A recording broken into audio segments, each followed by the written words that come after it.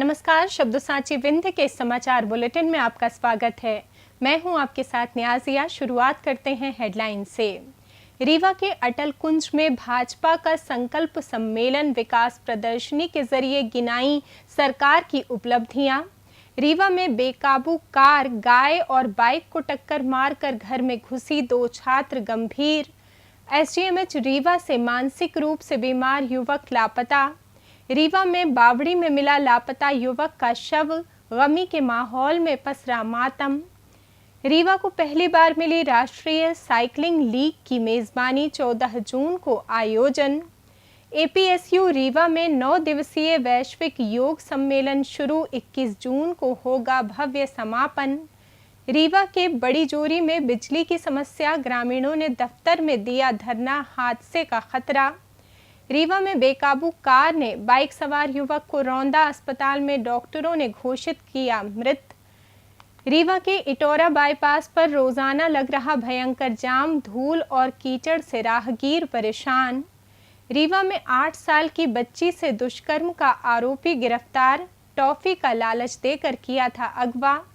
जमीन विवाद में देवर ने भाभी पर किया जानलेवा हमला, सिर में लगे 4 टांके, केस दर्ज।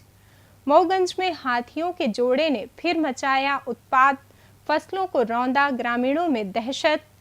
सतना में चोरी की नीयत से घुसे बदमाशों ने भौंकने पर पालतू कुत्ते का घोंटा गला। सीधी में तेज रफ्तार ऑटो पलटा, हादसे में 5 लोग घायल। सिंगरौली में सरकारी तालाब से अवैध मिट्टी खनन पर प्रशासन का छापा, हाइवा और पीसी मशीन जब्त। और एमपी में मानसून की दस्तक, रीवा सहित कई जिलों में आंधी बारिश का पूर्वानुमान। अब खबरें विस्तार से। रीवा में भाजपा कार्यालय अटल कुंज में प्रधानमंत्री नरेंद्र मोदी के कार्यकाल के उपलक्ष्य में संकल्प सम्मेलन का आयोजन किया गया, जिसका मुख्य आकर्षण विकास प्रदर्शनी रही। इस विशेष प्रदर्शनी में आकर्षक चित्रों, सटीक आंकड़ों और जीवंत मॉडलों के माध्यम से भाजपा सरकार के पिछले 12 वर्षों के विकास कार्यों और जन कल्याणकारी उपलब्धियों को प्रदर्शित किया गया है। कार्यक्रम में मुख्य वक्ता के रूप में शामिल हुए भाजपा प्रदेश उपाध्यक्ष सुरेंद्र शर्मा ने विंध्य विकास प्राधिकरण के अध्यक्ष पंचूलाल प्रजापति, उपाध्यक्ष अजय सिंह और जिला अध्यक्ष वीरेंद्र गुप्ता सहित कई वरिष्ठ पदाधिकारियों की मौजूदगी में कार्यकर्ताओं को संबोधित किया। उन्होंने जोर देकर कहा कि वैश्विक स्तर पर विपरीत परिस्थितियों के बावजूद भारत आज एक सशक्त महाशक्ति के रूप में खड़ा है और वर्ष 2047 तक विकसित भारत के संकल्प को पूरा करने की दिशा में तेजी से आगे बढ़ रहा है। अंत में उन्होंने सभी कार्यकर्ताओं से सरकार की इस विकास यात्रा और संकल्प को जन जन तक पहुंचाने का आह्वान किया। ये अंतर्राष्ट्रीय परिस्थितियां हैं और आने वाले समय में भारत बहुत तेजी गति से आगे बढ़ेगा। भारत की अर्थव्यवस्था, दुनिया में अगर कोई मजबूत अर्थव्यवस्था है तो भारत की अर्थव्यवस्था है। हम चौथी अर्थव्यवस्था बने, अगले 3 साल बाद हम तीसरी बनेंगे और 2047 में जब भारत आजादी की 100वीं वर्षगांठ मनाएगा, हम दुनिया की नंबर 1 अर्थव्यवस्था होंगे। रीवा सीधी मार्ग पर महसाव रेडियो स्टेशन के पास शनिवार तड़के करीब 3 बजे एक तेज रफ्तार कार ने अनियंत्रित होकर पहले सड़क पर खड़ी गाय को कुचल दिया। इसके बाद सामने से आ रही बाइक से टकरा गई और फिर सड़क किनारे दिनेश केवट के मकान की दीवार तोड़कर अंदर जा घुसी। इस भीषण हादसे में गाय की मौके पर ही मौत हो गई और बाइक सवार सीधी जा रहे 2 छात्र गंभीर रूप से घायल हो गए, जिन्हें पुलिस ने रीवा के संजय गांधी अस्पताल में भर्ती कराया है। गनीमत रही कि कार की टक्कर से मकान की दीवार ढहने और ई रिक्शा क्षतिग्रस्त होने के बावजूद अंदर सो रहे परिवार की जान बाल बाल बच गई। फिलहाल गुड़ थाना पुलिस ने दुर्घटनाग्रस्त कार को जब्त कर आरोपी चालक के खिलाफ लापरवाही से वाहन चलाने का मामला दर्ज कर आगे की जांच शुरू कर दी है। रीवा के संजय गांधी अस्पताल से गत 9 जून से एक मानसिक रूप से बीमार युवक रहस्यमय परिस्थितियों में कहीं चला गया है, जिसकी तलाश में उसका परिवार परेशान है। लापता युवक का नाम नवीन कुमार गुप्ता है, जो मूल रूप से सीधी जिले के मडवा गाँव का रहने वाला है और वर्तमान में छत्तीसगढ़ के कोरबा जिले के दीपका में निवास कर रहा है। गुमशुदगी के वक्त युवक ने पीला कुर्ता और ब्लैक पैंट पहना हुआ था। इस संबंध में अमहिया थाने में गुमशुदगी की रिपोर्ट दर्ज करा दी गई है। परिजनों ने आम जनता से अपील की है कि जिस किसी भी सज्जन को ये युवक दिखाई दे, वे तुरंत मोबाइल नंबर 9589456841 या 8839443288 पर सूचित कर मदद करें। रीवा जिले के मनिकवार चौकी क्षेत्र अंतर्गत अमिलिया गांव में आज सुबह एक बावड़ी में एक युवक का शव मिलने से सनसनी फैल गई। मृतक की शिनाख्त 25 वर्षीय सागर अग्निहोत्री निवासी गांव दुआरी थाना गुड़ के रूप में हुई है। जानकारी के मुताबिक युवक कल से लापता था, जिसकी तलाश की जा रही थी। परिवार में पहले से ही गमी का माहौल था और आज ही के दिन घर में 13वीं का कार्यक्रम भी आयोजित होना था, लेकिन सुबह अचानक सागर की मौत की खबर मिलते ही परिजनों में कोहराम मच गया। स्थानीय ग्रामीणों की सूचना पर तत्काल मौके पर पहुंची मनिकवार चौकी पुलिस ने स्थानीय लोगों की मदद से शव को बाहर निकलवाया। फिलहाल पुलिस ने शव का पंचनामा तैयार कर उसे पोस्टमार्टम के लिए भेज दिया है और मर्ग कायम कर इस घटना के वास्तविक कारणों की बारीकी से जांच शुरू कर दी है। रीवा के डिस्ट्रिक्ट साइकिलिंग एसोसिएशन की उत्कृष्ट आयोजन क्षमता और जिले में साइकिलिंग के प्रति बढ़ते उत्साह को देखते हुए मध्य प्रदेश साइकिलिंग एसोसिएशन द्वारा रीवा को पहली बार राष्ट्रीय स्तर की अस्मिता साइकिलिंग लीग 2026 की मेजबानी सौंपी गई है। खेल मंत्रालय, Sai cycling federation of India और फिट इंडिया के संयुक्त तत्वावधान में विश्व साइकिलिंग दिवस के अवसर पर 14 जून को आयोजित होने वाली इस प्रतिष्ठित प्रतियोगिता में देश भर की महिला साइकिलिस्ट हिस्सा लेंगी, जिसके लिए प्रतिभागियों का रिपोर्टिंग टाइम सुबह 6:30 बजे स्पोर्ट्स कॉम्प्लेक्स रीवा निर्धारित किया गया है। बता दें कि पिछले कई वर्षों से राज्य के बड़े साइकिलिंग आयोजनों का सफल संचालन करने वाले रीवा जिले के लिए ये एक बड़ी ऐतिहासिक उपलब्धि है, जो न केवल विंध्य क्षेत्र को राष्ट्रीय खेल मानचित्र पर एक नई पहचान देगी, बल्कि स्थानीय खिलाड़ियों को भी अपनी प्रतिभा दिखाने के लिए एक बेहतरीन राष्ट्रीय मंच प्रदान करेगी। 12वें अंतर्राष्ट्रीय योग दिवस के उपलक्ष्य में एक पृथ्वी, एक स्वास्थ्य, एक चेतना विश्व कल्याण के लिए योग विषय पर 9 दिवसीय वैश्विक सम्मेलन का शनिवार को शंभुनाथ शुक्ल सभागार में शुभारंभ हुआ। मध्य प्रदेश शासन के उच्च तकनीकी व आयुष विभाग तथा वैश्विक चेतना संस्थान के संयुक्त तत्वावधान में 13 से 21 जून तक चलने वाले इस अंतर्राष्ट्रीय योग सप्ताह के प्रथम दिन भारत के स्वामी चिदानंदपुरी, श्रीलंका के स्वामी गुणातीत आनंद और अजरबैजान के श्री गफ्फार ने योग, उपासना व रीढ़ की हड्डी को स्वस्थ रखने के गुर सिखाए। वहीं वियतनाम से ऑनलाइन जुड़े विशेषज्ञों ने तनाव प्रबंधन पर शंकाओं का समाधान किया। कुलगुरु के निर्देशानुसार आयोजित इस उद्घाटन सत्र में प्रभारी प्रोफेसर रामभूषण मिश्रा सहित विश्वविद्यालय के समस्त प्राध्यापकों व छात्रों ने सहभागिता की। विश्वविद्यालय प्रशासन ने आगामी 21 जून को परिसर में आयोजित होने वाले सामूहिक योग कार्यक्रम में भी सभी नगरवासियों व योग प्रेमियों से उपस्थित रहने की अपील की है। रीवा जिले के बड़ी जोरी क्षेत्र में पिछले कई घंटे से बिजली आपूर्ति पूरी तरह ठप होने के कारण भीषण गर्मी में आम जनजीवन बेहाल हो गया है, जिससे आक्रोशित होकर बड़ी संख्या में स्थानीय ग्रामीणों ने बिजली विभाग के कार्यालय पहुंचकर धरना प्रदर्शन किया। ग्रामीणों का आरोप है कि बार बार शिकायत के बावजूद विभाग द्वारा कोई सुनवाई नहीं की जा रही है। साथ ही क्षेत्र में कई जगह बिजली के हाई टेंशन तार लटक कर जमीन को छू रहे हैं, जिससे वहां चरने वाले मवेशियों, बच्चों और राहगीरों के साथ कभी भी कोई गंभीर दुर्घटना होने का अंदेशा बना हुआ है। परेशान क्षेत्रवासियों ने जिला प्रशासन और विद्युत कंपनी से तत्काल बिजली बहाली और लटकते खतरनाक तारों की मरम्मत कराने की मांग की है।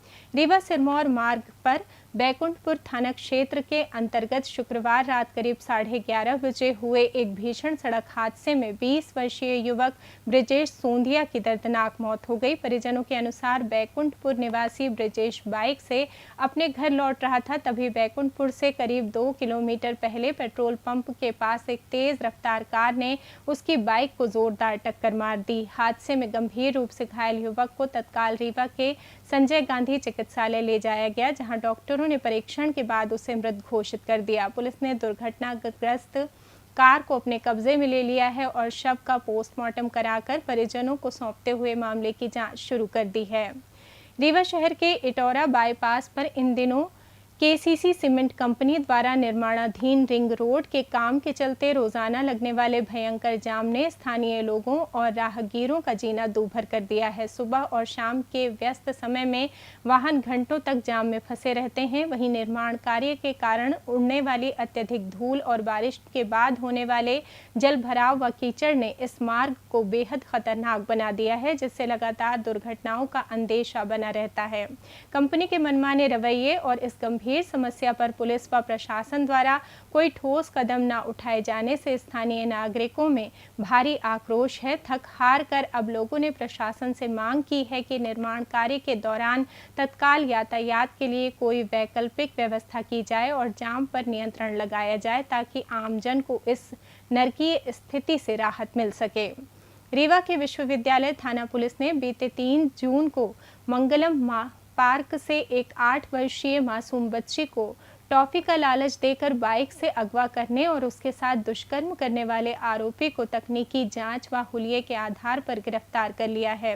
बता दें कि घटना वाले दिन पुलिस अधीक्षक डॉक्टर गुरुकरण सिंह के निर्देश पर की गई त्वरित नाकाबंदी से बच्ची को 2 घंटे के भीतर सकुशल बरामद कर लिया गया था, जिसके बाद महिला बाल कल्याण समिति की काउंसलिंग और कोर्ट में हुए बयानों में दुष्कर्म की पुष्टि होने पर मामले में पॉक्सो एक्ट की धाराएं बढ़ाई गई थीं। एडिशनल एसपी आरती सिंह और सीएसपी राजीव पाठक के मार्गदर्शन में वैज्ञानिक तरीकों से जांच कर रही पुलिस टीम ने संदिग्ध सर्वेश निखिल द्विवेदी निवासी लुक थाना जवा को धर दबोचा, जिसने सख्ती से पूछताछ में अपना जुर्म कबूल कर लिया है। फिलहाल पुलिस ने वारदात में इस्तेमाल बाइक जब्त कर आरोपी को जेल भेज दिया है।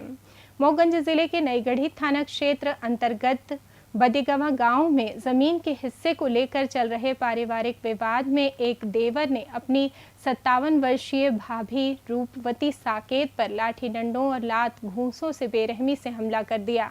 शुक्रवार देर रात हुए इस हिंसक हमले में महिला के सिर, हाथ और पीठ पर गंभीर चोटें आईं, जिसके बाद उन्हें अस्पताल में भर्ती कराना पड़ा, जहां उनके सिर में 4 टांके लगे हैं।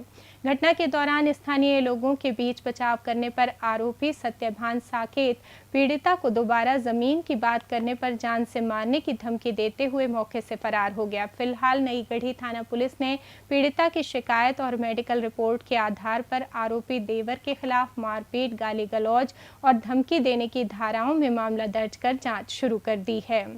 मोहगंज जिले के लौर थाना क्षेत्र अंतर्गत डिहाड़ गांव में बांधवगढ़ टाइगर रिजर्व से भटके 2 हाथियों के जोड़े ने 1 सप्ताह बाद बीती रात फिर दस्तक देकर भारी उत्पात मचाया है। गांव के अंदर घुसे हाथियों ने बागीचों, बाड़ियों को तोड़ते हुए ग्रामीणों द्वारा उगाई गई तरबूज, खरबूज, खीरा और ककड़ी की फसलों को पैरों से कुचलकर पूरी तरह नष्ट कर दिया, जिससे किसानों को भारी नुकसान पहुंचा है। घटना के दौरान ग्रामीणों ने एकजुट होकर हिम्मत दिखाई और शोर मचाते हुए हाथियों को सुरक्षित जंगल की ओर खदेड़ दिया। हालांकि पिछले कई महीनों से रीवा, मऊगंज और सीधी जिले में लगातार डेरा जमाए इन हाथियों की मौजूदगी से ग्रामीणों में भारी दहशत है और उन्होंने प्रशासन से इन हाथियों को जल्द से जल्द किसी सुरक्षित स्थान पर विस्थापित करने की गुहार लगाई है।